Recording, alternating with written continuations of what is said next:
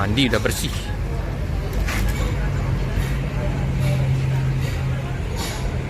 Kita lihat penumpang. Wow, udah dipenuhin oleh penumpang yang mau berangkat.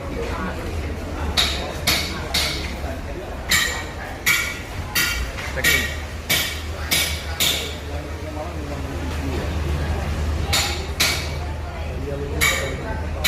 Loh, motor abang rusak, lagi di servis.